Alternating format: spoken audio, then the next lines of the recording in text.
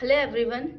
अब हम स्टार्ट करते हैं अपने फार्मा लेक्चर्स आगे। उससे पहले हम थोड़ा सा रिकैप कर लेते हैं कि जो हम अपनी लिक्विड डोसेज फॉर्म में पढ़ रहे थे हमने अब तक देखा था मोनोफेजिक लिक्विड डोसेज फॉर्म। उसके अंदर हमने डिटेल्स में देखा था कि किस तरह से एक्सटर्नल यूज के बेस पे और इंटरनल यूज के बेस पे हमने लिक्विड डोसेज फॉर्म को डिफाइन किया था, वो भी मोनोफेजिक वाली। मोनोफेजिक में हमारे पास liniment, lotion, eye drop, ear drop, nasal drop, ये सब हमने पढ़ा था। इंटरनल यूज में हमने सिरप, ड्रॉप, लिंक्टस, इनके बारे में पढ़ा था। इसी को ही कंटिन्यू करते हुए अब हम पढ़ेंगे बाइफेजिक में। बाइफेजिक में हमारे पास दो ही फॉर्म होती है, एक इमल्शन और एक सस्पेंशन। फर्स्ट ऑफ ऑल हम ये जानेंगे कि बाइफेजिक हम बोलते किसको हैं, इसका मतलब क्या है। And thank you for comments, बहुत अच्छे अच्छे कमेंट्स आ रहे हैं आपके। तो हम अपना बाइफेजिक लिक्विड डोसेज फॉर्म स्टार्ट करते हैं। उसमें सबसे पहले देखेंगे कि बाइफेजिक का खुद का मतलब क्या है। मीन्स हम अगर एक वर्ड टू वर्ड मतलब समझते हैं तो हमको कुछ भी चीज सीखने में बहुत इजी होता है। अब बाइफेजिक क्या होता है लिक्विड में, जब कभी भी कोई लिक्विड दो फेजेस में रहता है। Any liquid which consist of two phases called biphasic liquid. दो फेज का अगर कोई लिक्विड है तो उसको हम बाइफेजिक लिक्विड बोलते हैं। और दो फेज का मतलब क्या, देखो दो फेज में मतलब होता है कि दो फेज यानी कि अगर हम सोल्यूशन के अंदर हम बात कर रहे थे, एक हमारा क्या था, सोल्यूट था, एक हमारा था सॉल्वेंट। सिमिलरली यहाँ भी ऐसा होता है कि अगर हम कोई लिक्विड प्रिपरेशन बना रहे हैं ना, उसमें दो फेज चाहिए होता है। अब हो सकता है कि वो दोनों दो फेज लिक्विड हो, या ये हो सकता है कि एक फेज सॉलिड हो और एक फेज लिक्विड हो, है ना। तो जो लेकिन उसके अंदर हम जब मेडिकामेंट प्रिपेयर करते हैं तो उसके अंदर भी जो सॉलिड वाली फेज होती है ना, वो बहुत ज़्यादा फाइनली डिवाइडेड रहती है। इसलिए मैंने यहाँ पे एक एग्जाम्पल के लिए यूज़ करा है। एक हमारी जो फेजेस के अंदर हम दो फेज की बात करते हैं। फर्स्ट फेज को हम बोलते हैं डिस्पर्स्ड फेज, जो हम सल्यूट से रिजेंबल कर सकते हैं। जैसे कि सोल्यूशन के अंदर सल्यूट होता है, मीन्स जिसका अमाउंट कम होता है, ठीक है, वो होता है हमारा डिस्पर्स्ड फेज, जिसको मिलाया जाता है। एंड सेकेंड फेज हमारा होता है कॉन्टिन्यूअस फेज, एज सोलवेंट से रिजेंबल किया है कि जिसके अंदर मिक्स किया जाता है, जिससे कि वाटर बहुत अच्छा हमारा कॉन्टिन्यूअस फेज होता है, ठीक है। तो इसी में ही हमारे जो हमारा ये बाइफेजिक लिक्विड होता है डोसेज फॉर्म में, सबसे अच्छे हमारे एग्जाम्पल्स या दो पार्ट्स में हम डिवाइड करते हैं, which is are emulsion and suspension, ठीक है। अब हम सबसे पहले इमल्शंस के बारे में पढ़ेंगे कि इमल्शंस होते क्या हैं। Emulsions are biphasic liquid preparation containing two immiscible liquid. यहाँ पे ये ध्यान देना, ये वर्ड बहुत इंपॉर्टेंट है, इमिजिबल लिक्विड। इमिजिबल लिक्विड का मतलब क्या होता है कि जो कभी भी मिक्स नहीं होते, मिक्स नहीं होते, दो ऐसे लिक्विड जो कभी भी मिक्स नहीं हो सकते हैं। जैसे कि सबसे अच्छा एग्जाम्पल ऑयल एंड वाटर। कभी भी ऑयल और वाटर आपस में मिक्स हो सकते हैं भला? नहीं होते ना। हम यहाँ इमल्शन में यही चीज देखेंगे कि जनरली हमको पता है ना कि ऑयल और वाटर कभी मिक्स नहीं होते, लेकिन with the help of pharma knowledge हम ये जब हम मेडिसिन प्रिपेयर करते हैं तो हम ऑयल और वाटर को भी मिक्स करते हैं। उसके लिए हम देखेंगे मिक्स करने के लिए हमें उसके अंदर ऐड करना पड़ता है कुछ, और वो चीज़ क्या है, यही इंटरेस्टिंग बनाती है इस चीज़ को। जैसे कि ना बहुत अच्छा एग्जाम्पल मिल्क होता है इमल्शन का। अब मिल्क में क्या है, देखो मिल्क से हमें मलाई मिलती है, एक तरह का ऑयल ही है ना वो। एंड अगर हम मिल्क में से ना सारा ऑयल हटा दें, निकाल दें, तो क्या बचता है, सिर्फ लिक्विड ही बचता है, वाटर बचता है। तो कुछ ना कुछ तो मिल्क के अंदर नेचुरली एज अ एक एजेंट होता है जो उस ऑयल को और वाटर को मिक्स करके रखता है। तो यही चीज हमने अपनी फार्मा नॉलेज में मेडिसिन में बनाने में यूज की है। आगे आगे देखते हैं इसको। हमारा जो इमल्शन होता है उसके अंदर एक लिक्विड होता है, ठीक है ना। One is liquid which is minute globules, बहुत छोटे छोटे ग्लोब्यूल्स होते हैं जिसको हम बोलते हैं dispersed phase. Again I was telling you कि जो डिस्पर्स्ड फेस क्या होता है, जो बहुत छोटे छोटे पार्टिकल्स होते हैं, बहुत कम अमाउंट में जो प्रेजेंट होते हैं, ठीक है।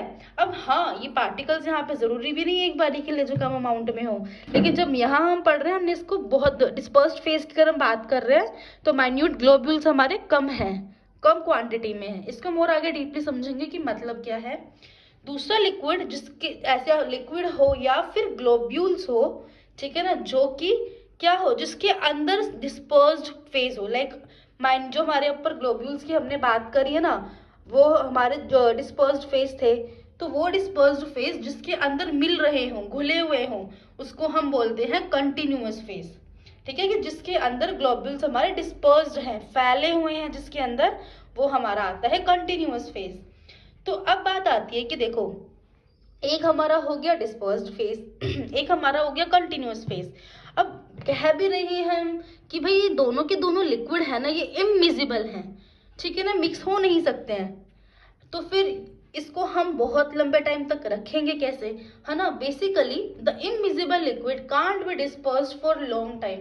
हम बहुत लंबे टाइम तक इनको अगर हमने एक बारी के लिए शेक करके रख भी दिया, जैसे हम ऑयल और वाटर को एक बारी के लिए शेक करते हैं, फिर रख देते, फिर दोबारा अलग अलग हो जाते हैं, तो बहुत लंबे टाइम तक इनको रख भी नहीं सकते एक साथ में। इसके अंदर हम क्या डालते हैं, इमल्सिफाइंग एजेंट डालते हैं।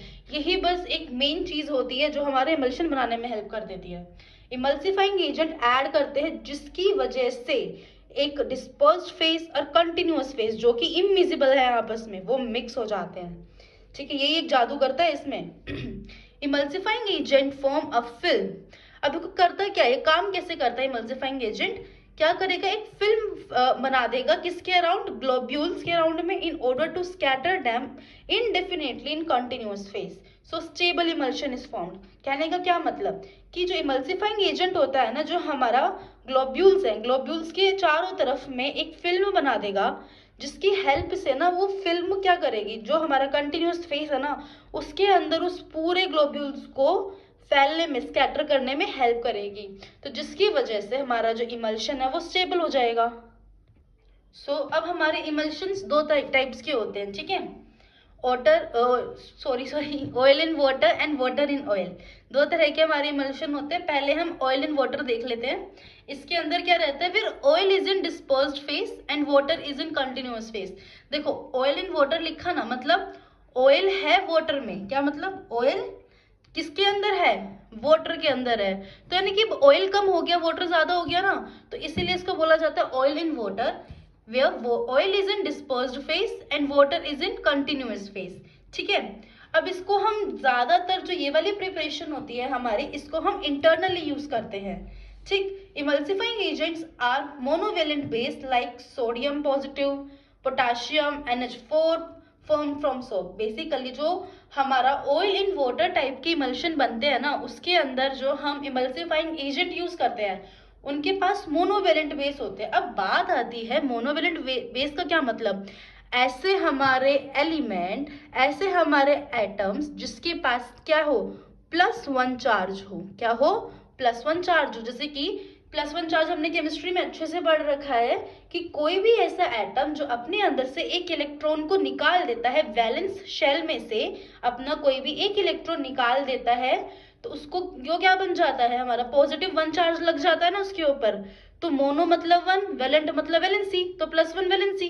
तो इसीलिए बोला गया मोनोवेलेंट बेसिस। जैसे कि ये सोडियम, पोटाशियम, ये जो केमिस्ट्री में बच्चों की अच्छा है, इनको पता होगा, एस ब्लॉक का रहता है ना, एस ब्लॉक का ग्रुप नंबर 1 सोडियम पोटाशियम, उसमें रहते हैं ये। ठीक, ऐसे हमारा NH4 पॉजिटिव, ये सारे के सारे सोप से बनते हैं। और दूसरे मल्सीफाइंग एजेंट भी हम यूज कर सकते हैं, जैसे कि gum acacia, tragacanth, methyl cellulose and saponins. ठीक, और अगर हम अपने यहाँ पे वाटर इन ऑयल की अगर हम बात करते हैं, वाटर इन ऑयल में क्या रहेगा, अब यहाँ वाटर डिस्पर्स्ड फेज में हो जाएगा, ऑयल हमारा कंटिन्यूअस फेज में हो जाएगा।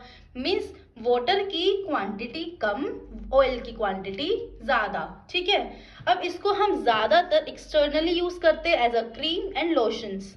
ठीक, आपको पता ही है ना, क्रीम में पानी कम ऑयल ज्यादा होता है, तभी तो इनको क्रीम्स बोलते हैं, लोशंस बोलते हैं, तो इनको वहां बनाने में हेल्प करते हैं। अब इसके लिए जब हम अपना वाटर इन ऑयल वाला इमल्शन बना रहे हैं, तो इसके लिए हमको डिफरेंट हम इमल्सिफाइंग एजेंट चाहिए होते हैं। और जो इसके इमल्सिफाइंग एजेंट्स होते हैं वो हमारा आता है wool fat, resins, bees wax.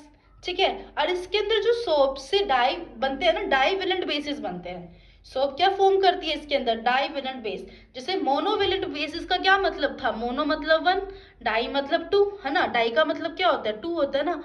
ऐसे बेसिस जिसकी वैलेंसी क्या होगी, +2 होगी, 2 होगी। ठीक है, तो group number 2 of S block specially. तो देखो कैसे कैल्शियम, मैग्नीशियम, जिंक, इनको मैं इमल्सिफाइंग एजेंट यूज करते, देखो है ना इसके ऊपर +2 चार्ज, इसलिए इनको डाईवेलेंट बोला गया है। ओके, अब देखो जब कभी भी हम इमल्शन बनाते हैं ना, उनके लिए टेस्ट रिक्वायरमेंट होते हैं, और वो टेस्ट हमको क्या बताएंगे कि भाई लाइक हमको कोई भी लैब के अंदर इमल्शन दिया गया और टीचर ने तुमसे पूछा एज अ प्रैक्टिकल पूछा, एक जनरल नॉलेज में as a pharmacist you should have to know कि कौन सा तो ऑयल इन वाटर इमल्शन है या कौन सा वाटर इन ऑयल इमल्शन है। तो उसके लिए कुछ टेस्ट होते हैं, बेसिक बेसिक टेस्ट होते हैं, और ये आपके एग्जाम के ना पॉइंट ऑफ व्यू से बहुत इंपॉर्टेंट है। 3-4 मार्क्स में इसको मिल भी जाते हैं, आते हैं ये।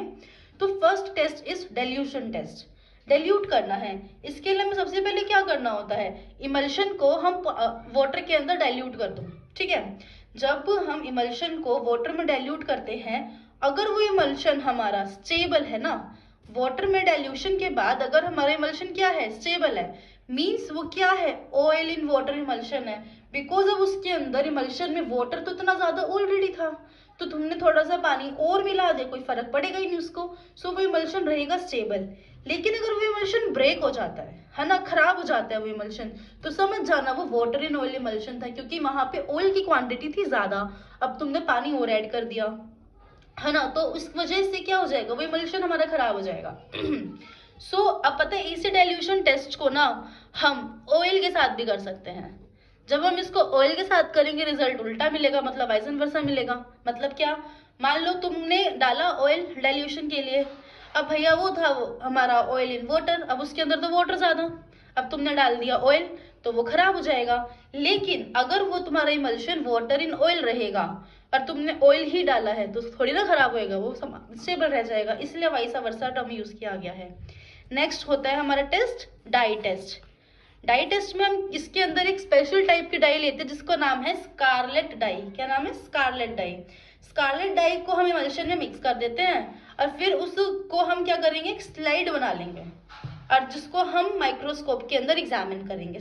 एक स्लाइड बनाई कि इमल्शन प्लस स्कारलेट डाई को हमने मिक्स किया और उसकी एक स्लाइड बना ली और उसको हमने माइक्रोस्कोप में किया एग्जामिन, ठीक है। अगर हमको माइक्रोस्कोप में क्या देखने को मिलेगा, अगर जो डिस्पर्स्ड ग्लोब्यूल्स है वो हमको रेड दिख रहे हैं, ठीक है, कुछ कुछ ग्लोब्यूल्स दिख रहे हैं, कुछ कुछ ग्लोब्यूल्स दिख रहे हैं वो रेड कलर के दिख रहे हैं, और जो पूरा पीछे का बैकग्राउंड है ना हमको पूरा कलरलेस दिख रहा है, समझ जाना वो ऑयल इन वाटर टाइप है, ठीक। क्योंकि जो हमारी डाई है ना वो ऑयल के साथ जाके ही कलर देती है, ऑयल के साथ जाके अटैच होती है, वाटर के साथ वो अटैच नहीं होएगी। जब ऑयल के साथ अटैच होएगी, ऑयल इन वाटर टाइप का इमल्शन है तो वाटर तो कलरलेस ही दिखेगा ना, और जो ऑयल है जिसके साथ वो स्कारलेट डाई अटैच करा है उसको रेड कलर का शो करेगा, तो ये ऑयल इन वाटर टाइप है। लेकिन अगर मान लो कंडीशन हो जाती है उल्टी, मीन्स क्या, अगर ग्लोब्यूल्स है बहुत ज्यादा कलर मतलब हमारे जो बैकग्राउंड है या ज्यादातर पार्ट है सारा रेड रेड रेड रेड दिख रहा है, लेकिन कुछ छोटे छोटे ग्लोब्यूल्स जैसा कुछ दिख रहा है जिसके अंदर क्या है वो कलरलेस है, लिखा ना ग्लोब्यूल्स आर कलरलेस, कुछ कुछ ऐसे ऐसे पॉइंट्स बन जाते हैं वो कलरलेस और सारा का सारा रेड है, तो समझ जाना वो तुम्हारा वाटर इन ऑयल है, क्योंकि इसमें ऑयल ज्यादा है ना, तो ज्यादातर एरिया रेड कलर का हो जाएगा, वाटर कम है तो कलरलेस कम हो जाएगा, उल्टी सिचुएशन हो जाती है डाई टेस्ट में, ठीक। अब एक नेक्स्ट हमारा आता है 3rd नंबर पे कंडक्टिविटी टेस्ट। ये बहुत ज्यादा इजी है और हम हर किसी को पता होता है कंडक्टिविटी क्या होती है ना। गुड कंडक्टर्स क्या होते हैं, जो अपने अंदर से इजीली इलेक्ट्रिसिटी और हीट को पास ऑन होने देते हैं, है ना, दीज आर कंडक्टर्स। और जो ऐसा नहीं करने देते उनको हम बैड कंडक्टर, नॉन कंडक्टर या इंसुलेटर्स बोलते हैं, ठीक। तो यहाँ पे क्या है, हमने वही मेथड, अपना बचपन वाला मेथड यूज किया है जिसके अंदर हम क्या कहते हैं, water is a good conductor of electricity and oil is a non conductor of electricity. So हमने क्या किया, अपना एक इमल्शन लिया, इमल्शन के अंदर हमने इलेक्ट्रोड को प्लेस कर दिया, ठीक है, और उस इलेक्ट्रोड से हमने लो वोल्टेज के बल्ब को भी कनेक्ट कर दिया। तो अब अगर हमारा बल्ब ग्लो करता है, ठीक है, तो हम क्या कहेंगे कि भाई वो तो ऑयल इन वाटर इमल्शन है। क्यों ऑयल इन वाटर इमल्शन है, क्योंकि ऑयल इन वाटर इमल्शन के अंदर वाटर तो ज्यादा है, वाटर कंटिन्यूअस फेज में है, तो हमारा जो बल्ब है वो ग्लो कर जाएगा क्योंकि वहां वाटर ज्यादा है, कंडक्टिविटी हो जाएगी। बट अगर बल्ब ग्लो नहीं करता है तो उस केस में हम क्या कहेंगे, that is water in oil emulsion, क्योंकि यहाँ पर ऑयल ज्यादा है, oil is non conductor of electricity, okay. So next हमारा आता है लास्ट फ्लोरेसेंस टेस्ट, ठीक है। फ्लोरेसेंस टेस्ट में एक ना हमारा जो फिक्स्ड ऑयल होते हैं जिनको हम इमल्शंस बनाने में भी यूज करते हैं ना, उनकी एक प्रॉपर्टी होती है फ्लोरेसेंस की under UV rays, ultraviolet rays के अंदर ना ये फ्लोरेसेंस शो करते हैं। फ्लोरेसेंस मतलब क्या, चमकते हैं, ठीक है, एक चमकने लग जाते हैं वो। तो अब क्या करते हैं, हम ऐसे ही एक स्लाइड बना लेंगे इमल्शन की, फिर उसको माइक्रोस्कोप के अंडर रखेंगे, बट साथ के साथ उसको हम यूवी रेज देंगे। अब हमको क्या देखने को मिलता है, अगर हमारी पूरी फील्ड है ना, माइक्रोस्कोप की जो स्लाइड हम देख रहे हैं ना, उसकी पूरी फील्ड क्या हो रही है, फ्लोरेसेंस हो रही है, चमक रही है, तो समझ जाना वो क्या है, वाटर एंड ऑयल इमल्शन है, क्योंकि यहाँ पर ऑयल ज्यादा है, ऑयल हमारा फ्लोरेसेंस शो करता है यूवी रेज में। बट अगर कुछ छोटे छोटे ग्लोब्यूल्स में दिख रहा है फ्लोरेसेंस, मतलब समझ जाना वो ऑयल इन वाटर इमल्शन है, क्योंकि यहाँ पे ऑयल कम है, वाटर ज्यादा है। तो बस इतना ही इजी था इसके टेस्ट, हम जिन टेस्ट की वजह से हम बता सकते हैं कौन सा इमल्शन वाटर इन ऑयल है और कौन सा ऑयल इन वाटर है। ठीक है, अगर हम यूजेस की बात करें तो यूजेस के अकॉर्डिंग हमारे जो इमल्शन वो 3 पार्ट्स में डिवाइड करे गए हैं। फर्स्ट इज ओरल एडमिनिस्ट्रेशन, ऐसे इमल्शन जिसको हम कैसे एडमिनिस्टर करते हैं, ओरली एडमिनिस्टर करते हैं। ठीक है, तो ये ज्यादातर हमारे ऑयल एंड वाटर टाइप के इमल्शन होते हैं। ठीक है, इसके अंदर हम क्या करते हैं, जो मेडिसिनल ऑयल होते हैं ना उनके एडमिनिस्ट्रेशन करवाते हैं। नेक्स्ट जो हमारे, अब देखो हमको ऐसा बनाने की जरूरत क्यों पड़ी, अब मेडिसिन थी ना, मेडिसिन को तो हम नॉर्मली खा भी सकते थे, इमल्शन इतनी मेहनत क्यों करने की, इमल्सिफाइंग एजेंट डालना है, मिक्स भी नहीं हो रहे हैं वो तो मिक्स करो जबरदस्ती, तो जरूरत क्यों है कि हम इसको इमल्शन बनाएं। तो रीजन क्या रहता है कि कुछ मेडिसिन का इतना ऑयली टेस्ट होता है, कैसा टेस्ट होता है, ऑयली टेस्ट होता है, डिसएग्रेबल टेस्ट होता है, और इतनी गंदा स्वाद होता है उसका, ताकि उसकी वजह से ना हम उसको नॉर्मल टैबलेट में भी नहीं दे पाते हैं। तो हम क्या करते हैं, उसको इमल्शन बना देंगे। इमल्शन से क्या होता है, जो उस मेडिसिन का गंदा सा टेस्ट होता है ना, डिसएग्रेबल टेस्ट होता है या ऑयली टेस्ट होता है, वो उसको छुपा देता है इमल्शन। ठीक है, उसके ऊपर एक तरह की ना फिल्म आ जाती है, जिसकी वजह से उसका टेस्ट छुप जाता है, उसकी पैलेटेबिलिटी इंक्रीज हो जाती है, तो इस वजह से हम उसको इमल्शन में कन्वर्ट करते हैं। इसका बहुत अच्छा एग्जाम्पल होता है लिक्विड पैराफिन इमल्शन। इसका मैंने मेथड भी दिया है, देखो ये बनता कैसे है। सबसे पहले हम ट्रिचुरेट करेंगे, ट्रिचुरेट किस में करते हैं, मोटर और पेसल में। ठीक है, हम क्या लेंगे, लिक्विड पैराफिन और क्लोरोफॉर्म के साथ में इंडियन गम, ट्रिगाकान एंड वैनिलिन, इनका हम ट्रिचुरेट कर लेते हैं। फिर इसके अंदर प्योरीफाइड वाटर डालेंगे, फिर उसको ट्रिचुरेट करेंगे जब तक क्या ना हो जाए, एक क्रीमी इमल्शन ना बन जाए, एक क्रीम बन जाती है और ना क्रैकिंग की साउंड भी आती है इसमें। ठीक है, जब आप लैब में परफॉर्म करेंगे ना आप समझ जाएंगे। जब एक क्रीम बन जाएगी तो उसके अंदर हम क्या ऐड करते हैं, ग्लिसरीन, सोडियम बेंजोएट, हम इसको ऐड कर देंगे। फिर हम इसको जितना हमें वॉल्यूम बनानी है, ज्यादातर 100 ml बनाने को मिलता है, तो उतना उतना हम उसके अंदर प्योरीफाइड वाटर डाल देंगे और बस हमारा इमल्शन बन जाएगा। सेकंड आता है यूजेस के according intravenous use, IV injections. तो जो हमारे ऑयल सोल्यूबल हमारे हॉर्मोन्स होते हैं या विटामिन ए डी के, इसको हम एडमिनिस्टर करते हैं आईवी रूट से, तो उसको हमें इमल्शन के फॉर्म में ही कन्वर्ट करना पड़ता है, क्योंकि एक तरह का ऑयल होता है ये। तो अगर हम डायरेक्टली तो किसी भी इंजेक्शन से ऑयल दे नहीं सकते हैं ना, तो हम उसको इमल्शन में कन्वर्ट करते हैं, फिर उसका इंजेक्शन देते हैं। ठीक है, और आईवी रूट से देते हैं, इंट्रावीनस रूट से देते हैं, डायरेक्टली वीन्स में जाते हैं। इसकी अब आपको ये भी पता होना चाहिए, बायो अवेलेबिलिटी। ठीक है ना, बायो अवेलेबिलिटी आईवी रूट की कितनी होती है, 100% होती है। ठीक है, और यहाँ पर देखेंगे जो हमारे इमल्सिफाइड ऑयल्स होते हैं ना, उसको हम डायग्नोस्टिक एड्स के लिए भी इंजेक्ट करते हैं। अब इसके अंदर हमें ध्यान क्या रखना होता है, हम इमल्शन तो बना रहे हैं ऑयल्स की हेल्प से इमल्शन बना लिया, लेकिन जो उसका ग्लोब्यूल साइज होता है ना ऑयल का, वो बहुत ज्यादा स्मॉल रखना पड़ता है, क्योंकि आप खुद ही इमेजिन कर सकते हैं इंजेक्शन के अंदर हमें कितना छोटा साइज चाहिए होता है। एंड इसको स्टेराइल भी देना पड़ता है, स्टेराइल भी बहुत जरूरी है कि स्मॉल रहे साइज और स्टेराइल रहे, क्योंकि इंजेक्शन में सीधा आईवी रूट में जो है पूरी बॉडी के सिस्टम में जा रहा है वो। फिर नेक्स्ट हमारा रहता है for external use. External use जो हम एप्लीकेशन करते हैं वो हम ऑयल इन वाटर भी ले सकते हैं, वाटर इन ऑयल भी ले सकते हैं, लेकिन ज्यादातर हम ऑयल इन वाटर लेते हैं, जिसकी वजह से कोई चिपचिप नहीं होती है। जो क्योंकि अगर हम ज्यादातर वाटर इन ऑयल लेते हैं ना, उससे फिर थोड़ी ऑयल वाली प्रॉपर्टी ज्यादा रहेगी, है ना, चिकनापन ज्यादा रहेगा, चिपचिपी भी होएगी ज्यादा, कपड़े भी खराब हो सकते हैं, तो हम ज्यादातर ऑयल इन वाटर वाले ही प्रेफर करते हैं। ठीक है, अब होता क्या है इससे, जब हम कभी भी किसी मेडिसिन का ना इमल्शन बनाते हैं और उसको हम स्किन पे अप्लाई करते हैं, तो उसका पेनिट्रेशन ना रिड्यूस हो जाता है, स्किन के ऊपर पेनिट्रेशन कम हो जाएगा, और जिसकी हेल्प से क्या होगा, देखो जल्दी जल्दी यानी कि स्किन के अंदर जाएगा नहीं, तो उसका एक्शन प्रोलॉन्ग्ड रहता है, लंबे टाइम तक वो एक्शन में रहेगा। ठीक है, ये हेल्प होती है इमल्शन बनाने की उससे। सो फ्रेंड्स, हमारा यहाँ पर आज इमल्शन खत्म होता है। नेक्स्ट वीडियो में हम सस्पेंशंस की बात करेंगे, ठीक है। सो अगर आपको वीडियोस अच्छी लगी हो तो please like share and comment करना, और आपके अगर कोई भी डाउट्स रहते हैं तो आप मुझे कमेंट कर सकते हैं। एंड सब्सक्राइब ज़रूर कर लें, क्योंकि आगे आगे और वीडियोस बनती रहेंगी। मेरे से कमेंट में पूछ रहे थे कि आप कॉग्नोसी, इकोलॉजी वगैरह के लिए भी सारे सब्जेक्ट्स के आपको नोट्स मिलेंगे एंड वीडियोस भी मिलेंगी, बट मैंने छोटी सी स्टार्ट करी, तो प्लीज़ हेल्प करना एंड सब्सक्राइब करो ताकि आगे की वीडियोस ज़रूर मिले, ताकि मेरा चैनल गुम ना हो जाए। Okay, bye bye.